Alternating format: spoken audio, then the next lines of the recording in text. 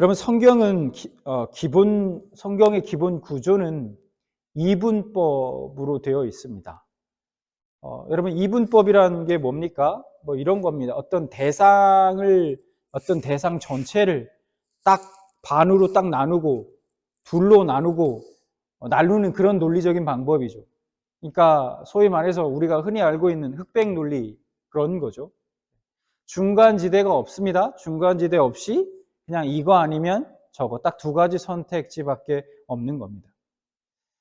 성경의 기본 구조가 이렇게 이분법이라는 얘기예요.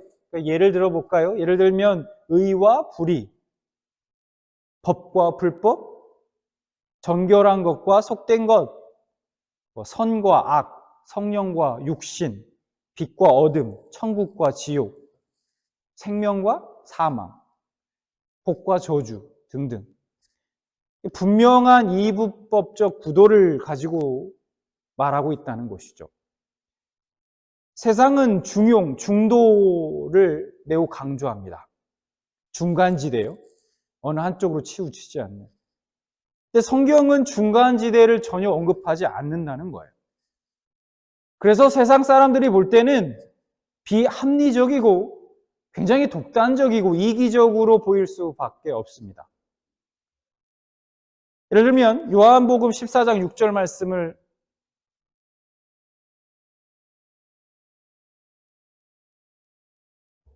죄송합니다. 제가 사실은 얘기를 하시죠, 저한테. 특송이요, 이렇게 얘기하셔야죠. 원래 특송을 준비하셨거든요, 우리 찬양팀에서. 죄송합니다. 다음 주에 해주실 수 있으시겠어요? 네. 좀 죄송합니다. 이런 실수를 저한테 말씀을 해주셨어야 됩니다. 네. 어쨌든, 네. 넘어가겠습니다, 여기. 당황스럽네요. 그러셔도 됩니다. 예. 저 찬양 안 하기로 했으니까, 그렇게 하겠습니다. 그러면. 자, 계속 하겠습니다. 요한복음 14장 6절 말씀을 저희가 보겠습니다. 6절 말씀을 보면 이렇게 말씀하고 있어요, 예수님이. 예수께서 이르시되 내가 곧 길이요 진리요 생명이니 나로 말미암지 않고는 아버지께로 올 자가 없느니라. 여러분, 세상 사람들이 이 예수님의 말씀을 들으면 어떤 생각이 들까요? 예수 그리스도를 믿는 믿음을 통해서만 구원받을 수 있다. 예수님 통하지 않고는 다른 길은 없다. 믿지 않는 사람들에게는 이 말처럼 독단적이고 이기적인 말이 없을 겁니다. 아니, 왜 예수 말고는 구원받을 길이 없는가? 수많은 종교들은 또 뭐야, 그러면? 왜 기독교에만, 왜 유독 예수에게만, 예수를 통해서만 믿어야만 구원받는다고 얘기하느냐? 이렇게 얘기할 것입니다. 그리고 이렇게 얘기하죠. 누가 선악을 판단할 수 있느냐? 누가 선하고 악한 것을 판단할 수 있는가? 누가 옳은 것과 그른 것을 제대로 알 수 있느냐? 사람의 판단은 언제나 틀리기 때문에 치우치지 않고 우리가 중간을 택하자는 거예요. 좌우 대립보다 제3의 길, 중도의 길을 걷는 것이 좋다고 말합니다. 그게 합리적이다. 그렇게 말하는 것이죠. 그런데 우리는 성경이라는 하나님의 계시, 분명한 절대의 진리가 있습니다. 하나님은 우리에게 택하라고 말씀하십니다. 우리는 살기 위해 생명을 택해야 합니다. 누구를 섬길지 택해야 하는 것이죠. 우리는 무엇을 따라야 할지, 또 누구를 따라야 할지 선택해야 하는 거예요. 그러니까 여호수아는 백성들에게 결단할 것을 촉구하고 있어요. 여호수아 24장 15절에 여호수아가 백성들에게 이렇게 말합니다. 만일 여호와를 섬기는 것이 너에게 좋지 않게 보이거든 너희 조상들이 강 저쪽에서 섬기던 신들이든지 또는 너희가 거주하는 땅에 있는 아모리 족속의 신들이든지 너희가 섬길 자를 오늘 택하라. 그동안 너희들이 보기에 좋게 보였던 그 우상, 다른 이방 민족들이 섬기는 그 우상들이 좋게 보이면 괜찮아, 그거 섬겨. 근데 나는 나와 내 집은 여호와 하나님을 섬길 거야. 그렇게 얘기하고 있는 거예요. 너희들이 오늘 선택해 라는 거예요. 백성들 입장에서는 이러고 싶겠죠. 우상도 좀 섬기고, 그거 좋아 보이거든요. 섬기는 거 보니까. 우상을 섬기는 사람들을 이렇게 삶을 보니까 잘 살고, 잘 먹고, 잘 살아요. 풍요로운 삶을 사는 것 같아요. 좋아 보여요. 그래서 그들의 가나안 땅에서, 그래서 이스라엘 백성들이 그 우상들, 바알, 아세라, 이런 우상들을 섬겼던 이유가 뭡니까? 그래서 그들 우상들을 가져다 섬긴 거 아닙니까? 두 개 다 섬기면 안 됩니까? 그 중간에 제3의 길은 없냐? 그 제3의 길을 늘 항상 원하죠. 백성들 입장에서는. 하나님도 섬기고 우상도 좀 섬기고. 얼마나 좋냐? 근데 하나님은 우리에게 그걸 허락하지 않으십니다. 선택하라는 거예요. 네가 나를 선택할 거냐? 아니면 세상을 선택할 거냐? 이런 겁니다. 여러분, 이 선택지는요, 오늘을 살아가는 우리 앞에도 여전히 우리 앞에 놓여 있습니다. 중간지대는 없어요. 제3의 길은 없습니다. 예수 그리스도를 믿는 자는 영생을 얻고요. 그렇지 않는 자, 믿지 않는 자는 생명이 없습니다. 그럼 이 외에 다른 길은 없어요. 오늘 시편 1편에서도 동일하게 이분법적으로 우리에게 어떤 길을 선택할 것인지에 대해서 요구하고 있습니다. 세상에는 두 길이 있는데 그 길 둘 중에 하나를 택해 가라고 말씀하십니다. 아니, 이미 그 둘 중에 하나 길을 가고 있다는 거예요.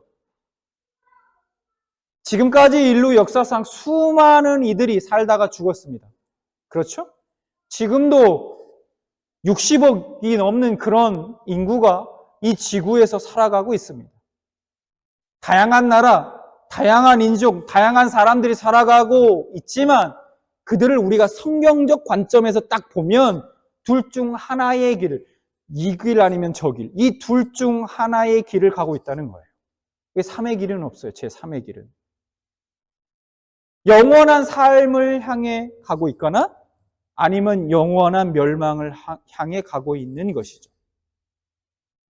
그렇게 각각 두 갈래의 길을 가고 있는 사람들이 바로 누구냐? 한 사람은 복 있는 사람이고 한 사람은 악인입니다.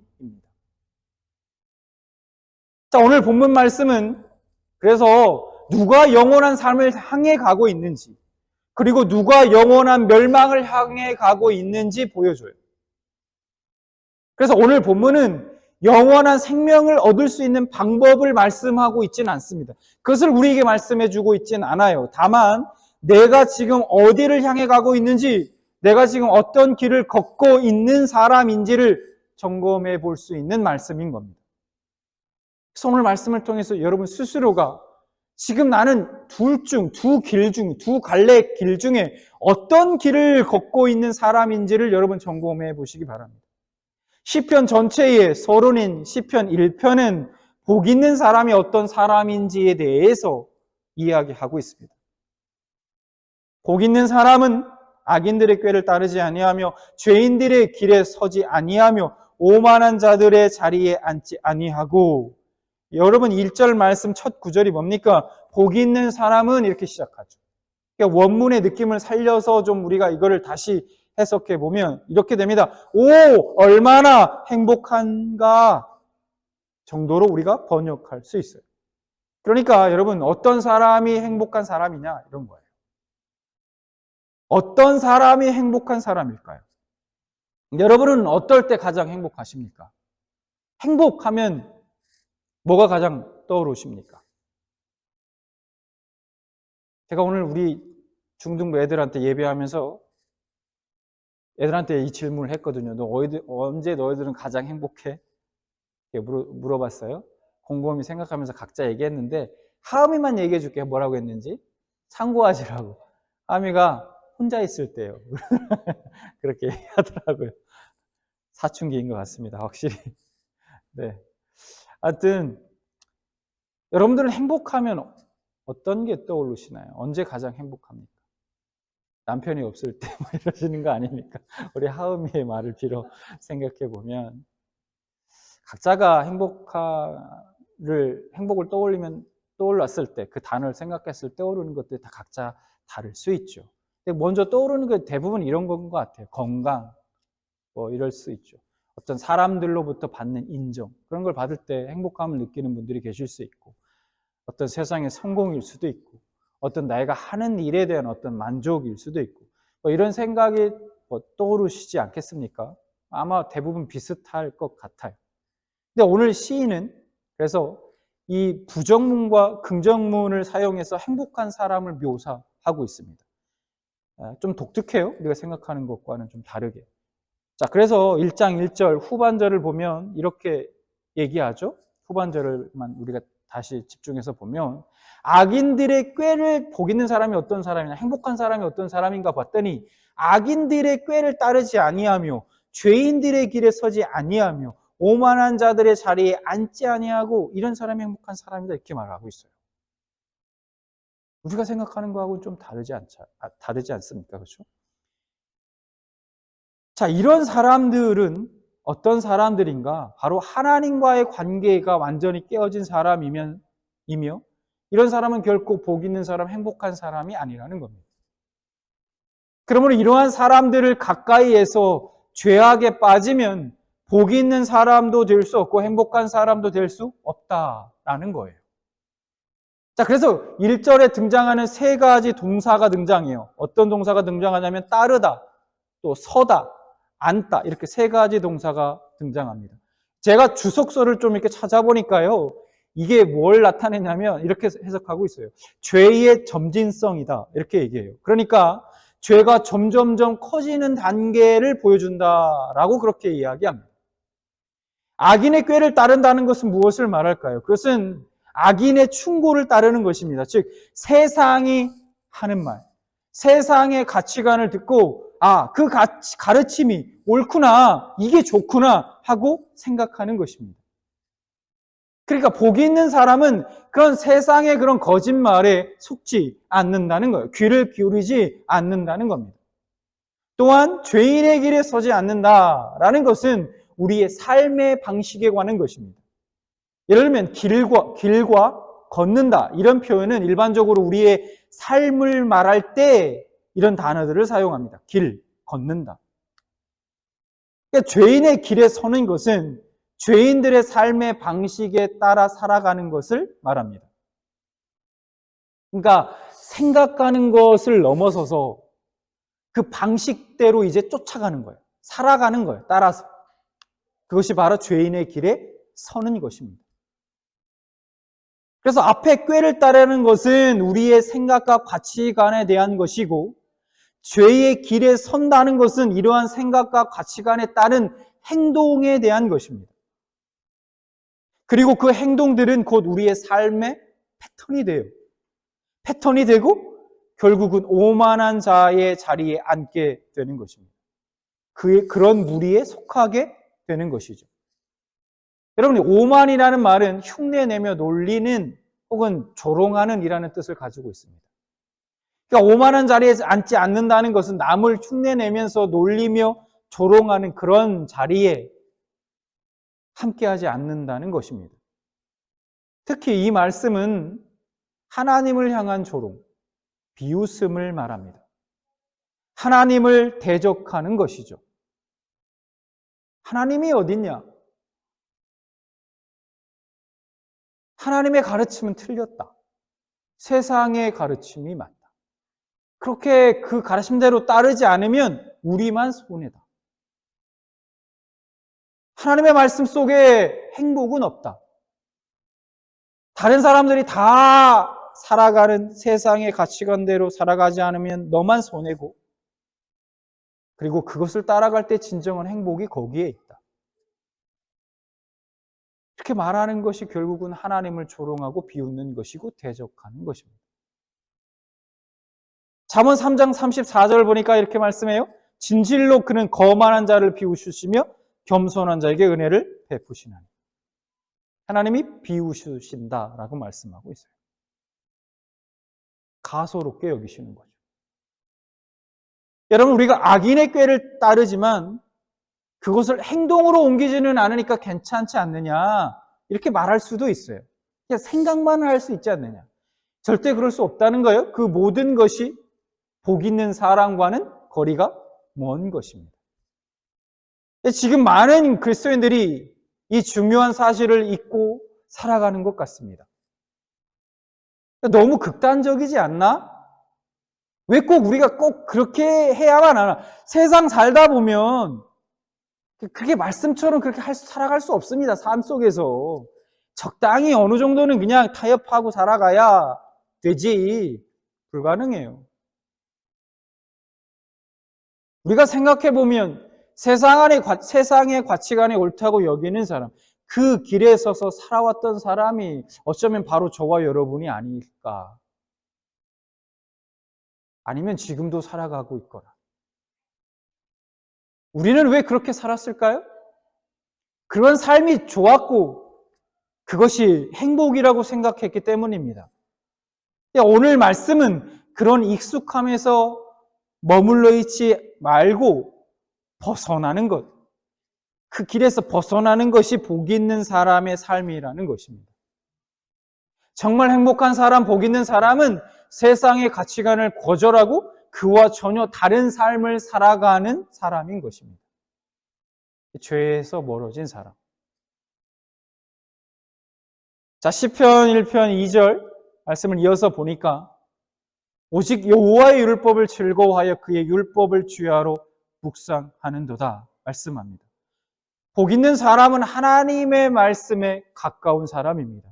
복 있는 사람은 하나님의 율법, 하나님의 말씀을 즐거워하고 밤낮으로 그 말씀을 묵상하는 사람입니다. 여러분, 이 얘기를 들으면 금방 이런 생각이 드실 거예요. 재미없는데. 솔직히 의무감에 꼭 해야 되니까 말씀을 좀 그럭저럭 보지만 즐거워서 말씀을 솔직히 보지는 않는데 어떻게 즐거워하며 할 수 있는가? 하나님의 말씀을. 여러분, 우리가 율법을 즐거워하는 이유는 왜냐하면 그것이 다른 누구의 말이 아니라 하나님의 말씀이기 때문입니다. 여러분의 연애 시절 한번 떠올려 보십시오. 사랑하는 사람이 무엇을 원하고 또 무엇을 좋아하는지 기뻐하는지 그것을 알아가는 것이 여러분 사실 즐거운 과정 아니셨습니까? 그땐 그랬죠. 이것이 바로 율법을 즐거워할 수 있는 이유입니다. 내가 하나님을 사랑한다면 사랑하는 하나님이 무엇을 원하시고 무엇을 좋아하시고 무엇을 기뻐하시는지 우리가 율법을 통해서 알 수 있기 때문입니다. 하나님의 말씀을 통해서 우리가 알 수 있기 때문이죠. 하나님을 사랑하는 사람이라면 그래서 하나님의 말씀을 사랑하지 않을 수 없습니다. 이것은 지극히 당연한 것이죠. 그래서 복 있는 사람은 여호와의 율법을 즐거워하는 것입니다. 인생의 즐거움과 행복이 하나님의 말씀 안에 숨겨져 있습니다.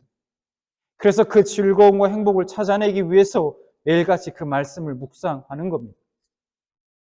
여기서 묵상한다는 뜻은 계속해서 말씀을 되새김질하는 것을 말합니다. 계속해서 입으로 중얼거리면서 그 말씀의 의미를 찾아내는 것이죠.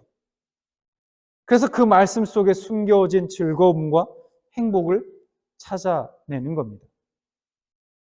그래서 성경은 우리에게 행복 교과서와도 같습니다. 왜 그럴까요?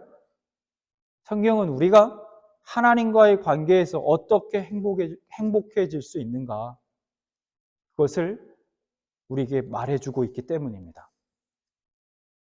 그렇게 복 있는 사람은 점점 죄와 멀어지고 복의 근원인 하나님을 향해 나아가는 사람인 것입니다. 자, 그 복 있는 사람을 어떻게 비유하고 있나? 3절을 보니까 이렇게 비유해요. 그는 시냇가에 심은 나무가 철을 따라 열매를 맺으며 그 잎사귀가 마르지 아니함 같으니 그가 하는 모든 일이 다 형통하리로다. 이렇게 말씀합니다.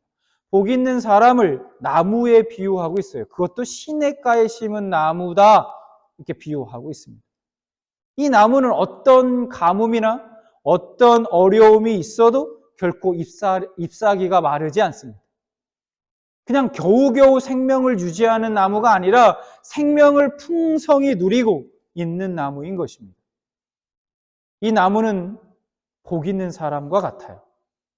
복 있는 사람은 하나님의 말씀에 뿌리를 내리고 있기 때문에, 그래서 그것을 통해서, 그 말씀을 통해서 양분을 얻기 때문에 어떤 시험이 와도, 어떤 어려움이 닥쳐와도 인내하고 철마다 아름다운 열매를 맺으며 풍성히 자라갑니다. 그리고 시편 기자는 이렇게 말씀합니다. 그가 하는 모든 일이 다 형통하리로다. 시편 기자가 하고 싶었던 말이 이겁니다. 복 있는 사람은 결국 그가 하는 모든 일이 다 형통하리로다. 복 있는 사람은 그런 나무와 같고 그가 그렇게 지금 형통한 삶을 살고 있다는 것입니다. 여러분, 형통하면 무슨 생각이 먼저 떠오르십니까? 만사 형통, 그렇죠? 하는 모든 일들이 다 잘 되는 것이 떠오르실 겁니다. 가장 먼저 예를 들면 물질을 많이 가지는 것, 성공하는 것, 자녀들이 좋은 학교를 가는 것, 대학을 가는 것, 좋은 취업, 좋은 직장에 취업하는 것 등등, 그렇게 가장 먼저 생각이 드실 겁니다. 물론 하나님께서는 우리의 육신의 필요를 아십니다. 그래서 그것을 채워주세요. 그것도 넉넉하게. 그런 것도 하나님께서 우리에게 주시는 복이라는 것이죠. 그러나 오늘 말씀에서 이야기하는 형통한 복과 행복은 좀 더 본질적이고 영적입니다. 우리가 하는 일이 잘 되는 것으로 형통이 끝나는 것이 아니라, 형통은 그렇게 우리가 꽃이 피고 열매가 맺어짐으로 인해서 누군가에게 기쁨이 되고 선한 영향력을 주는 것을 말한다라는 거예요. 나무가 여러분 잎사귀가 많아지고 꽃이 피고 그리고 또 열매를 많이 맺으면 누가 행복하겠습니까? 우선은 나무 스스로가 행복하겠죠. 그리고 누가 또 행복할까요? 먼저는 아름다운 열매가 많이 맺히면 그 나무를 심은 주인의 마음이 가장 기쁘고 행복할 것입니다. 그리고 지나가는 나그네에게 실수 있는 그늘을 주니 그 나그네가 또 행복할 것이고, 짐승들은 나무에다 또 둥지를 틀 수 있어서 또 그 열매를 또 먹을 수 있어서 행복할 것입니다. 성경적인 형통이라는 것은 그 형통을 통해서 나만 행복한 것이 아니라 내 형통과 또 축복의 통로가 되어 나를 통해서 하나님의 복이 계속해서 흘러가 하나님과 다른 누군가가 행복하게 해주는 것을 말합니다. 4절 말씀을 이어서 보면 이렇게 말씀합니다. 악인들은 그렇지 아니하며 오직 바람에 나는 겨와 같도다. 근데 악인은 그렇지 않다는 거예요. 앞에서 말했던 복 있는 자의 특징과 정반대라는 겁니다. 중간 어디쯤이 아니라 완전히 저 반대라는 거예요. 악인의 꾀를 따르고 죄인의 길에 서고 오만한 자리에 앉는 사람, 여호와의 율법을 즐거워하지 않는 사람, 그가 바로 악인입니다. 악인은 같은 인생을 살아가면서도 결국 나중에 영적으로 남겨진 것이 하나도 없는 모습, 그것이 바로 4절의 모습인 것입니다. 알맹이가 아니라 껍데기. 세상적으로 많은 것을 가졌다 할 수는 있어요. 세상적으로 내가 풍요롭다 말할 수는 있어요. 세상적으로 내 손에 쥐은 것이 넉넉하고 풍족하다 말할 수는 있어요. 그렇지만 하나님이 보시기에는 그들은 아무것도 남겨진 것이 없는 그냥 바람에 나는 겨일 뿐이라는 겁니다. 겨가 버려지는 것은 불필요하기 때문입니다. 악인들의 삶이 그렇다는 거예요. 5절, 6절 마지막으로 말씀을 보겠습니다. 그러므로 악인들은 심판을 견디지 못하며 죄인들이 의인들의 모임에 들지 못하리로다. 무릇 의인들의 길은 여호와께서 인정하시나 악인들의 길은 망하리로다. 인생의 두 갈래길을 선택해 걸어간 삶의 결과는 여러분 명확합니다. 세상의 가치관을 따르고 그들과 하나가 된 사람의 결말은 하나님의 심판입니다. 반대로 의인의 길은 인정하십니다. 하나님은 그들의 삶에 관여하시고 인도하시며 그들의 길을 형통하게 하십니다. 그러나 악인의 길은 망하니라 라고 말씀하십니다. 여러분, 세상은 6절 말씀에 대해서요, 거짓이라고 말합니다. 가짜라고 말합니다. 그거 아니라고 말합니다.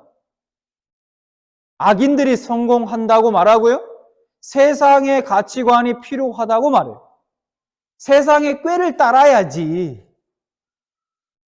때로는 조금 불법적으로 악인들이 좀 하는, 악인들이라고 하긴 그렇지만 그런 것들을 좀 행해야지, 따라야지, 그렇게 살아야지, 사는 것처럼. 그래야 행복할 수 있지. 6절 말씀은 아니야. 그렇지 않아. 세상의 가치관이 필요하다고 말하고 그렇게 살지 않으면 결국 너만 손해볼 것이라고, 행복할 수 없다고 말합니다. 그러나 오늘 성경은 우리에게 그런 세상의 속임에, 속삭임에 속지 말라고 말합니다. 잠언 14장 12절에 이렇게 말씀합니다. 어떤 길은 사람의 보기에 바르나 필경은 사망의 길입니다. 우리가 보기에 그게 바르게 보일 수 있어요. 좋아 보일 수 있고 그게 옳아 보일 수 있어요. 왠지 우리도 그 길을 가야 할 것 같아요, 때로는. 그러나 필경은 무슨 길이라고 말씀합니까? 사망의 길이니라 이렇게 말씀합니다. 그러니까 오늘 시인은 모든 인간은 두 갈래 길 중 하나를 걷고 있다고 말씀하고 있어요. 그리고 복 있는 사람의 길, 의인의 길을 함께 걷자고 지금 우리에게 초청하고 있습니다. 때로는 이 땅에서 그 길이 크게 구별되지 않을 수 있지만 여러분, 종착지는 완전히 다를 것입니다. 우리가 알아야 하는 것은 우리는 지금 갈림길에 서 있는 것이 아니라는 거예요. 이미 두 갈래길 중 한 길을 선택해 걸어가고 있습니다. 영생을 향해 가고 있거나 멸망을 향해 가고 있는 것이죠. 여러분, 감사한 것은요, 아직은 다른 길로 옮겨갈 기회가 우리에게 있습니다. 내가 만일 복 있는 자의 자리에 서 있지 않다면, 의인의 자리에 서 있지 않다면 우리가 예수님 앞에 겸손히 나오시기 바라요. 하나님은 예수님을 통해 당신을 복 있는 자로 칭해 주실 것입니다. 지금 만약에 복 있는 자의 길, 의인의 길에 혹시 서 계십니까? 그렇다면 그렇게 해주신 하나님의 은혜에 감사하시기 바랍니다. 그리고 복 있는 자, 의인으로 부름받은 자다운 그런 삶을 사시기 바랍니다. 세상의 거짓에 속지 마시고 하나님의 말씀을 즐거워하시며 그 말씀에 순종할 수 있기를 바랍니다. 주님 다시 오시는 그날까지 복 있는 자의 길, 의인의 길을 올곧게 걸어가시는 여러분들 되시기 바랍니다.